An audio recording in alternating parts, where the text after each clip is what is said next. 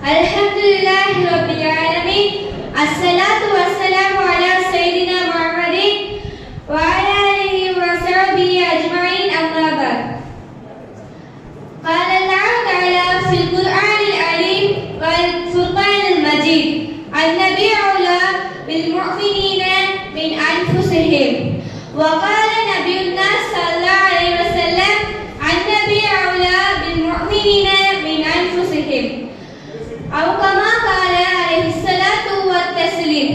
கண்ணியத்திற்குரிய அல்லாஹ்வின் நல்லடியார்களே, நடத்துகிற இந்த போட்டியில் நமது உயிரிலும் மேலான பெருமானார் ஸல்லல்லாஹு அலைஹி வஸல்லம் அவர்களை பற்றி பேசுவது என் வாழ்வின் ஒரு அங்கமான உருவாக்கிய உருவமற்ற இறைவனை புகழ்ந்து இறைச்சாதனை போற்றி இறைநேசர்களை நேசிக்கின்றவனார் இங்கு பேச வாய்ப்பளித்த அனைத்து நல்லுள்ளங்களுக்கும், குறிப்பாக போட்டியை சிறப்பாக வழிநடத்தி நல்ல தீர்ப்புகளை வழங்க காத்திருக்கும் ஹஸ்ரத்மார்களுக்கும், என்னை போன்று போட்டியில் கலந்து கொண்டு புமா நபியின் புகழோகச் செய்யும் சகோதரர்களுக்கும், இனிய இஸ்லாமிய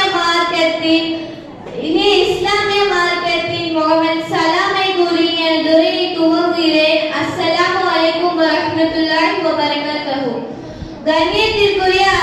கண்ணியமிக்கோர்களே, நபிகள் நாயகத்தை நாம் எதற்கு நேசிக்க வேண்டும்? நேசிக்க காரணம் என்ன?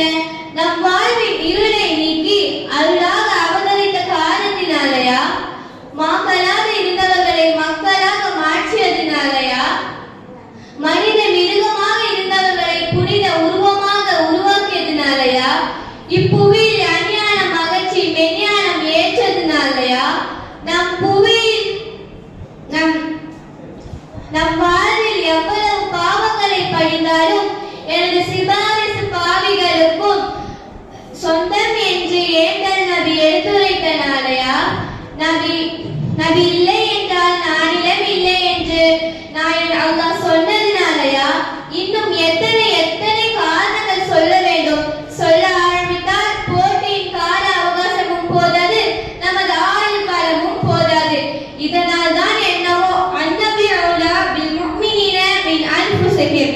ஒவ்வொரு முஃமினுக்கும் நபிகள் நாயகர் தங்களது உயிரை விட உயர்ந்தவர்கள் என்று ஒற்றை வாசகத்தில் உருவமில்லா ஒருவன் அல்லாஹ் சொல்லிவிட்டான் போல.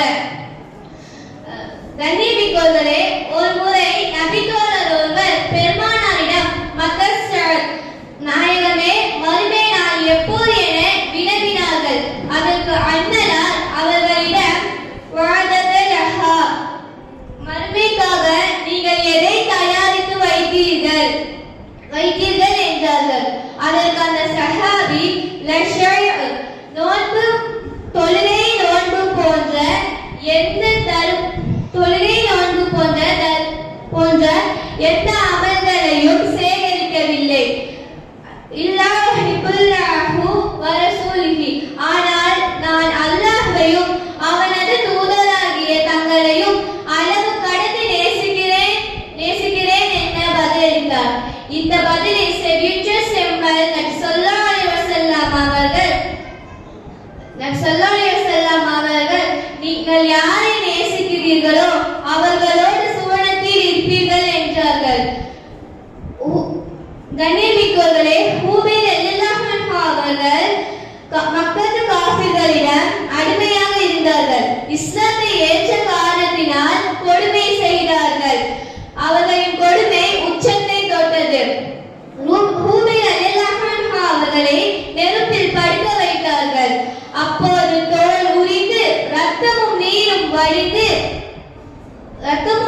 வழிந்து நெருப்பு கங்கமாக அணைத்து விட்டது.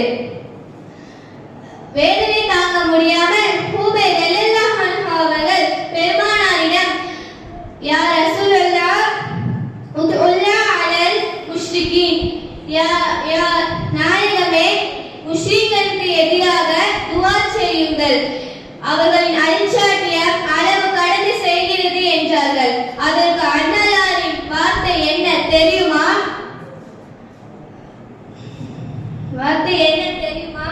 நான்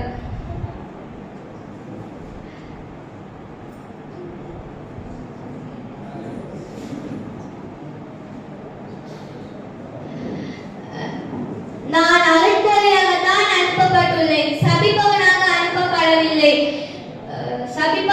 அனுப்பப்படவில்லை. அப்பொழுது முஸ்லிம்களுக்கும் ஓர் அருட்கொடை.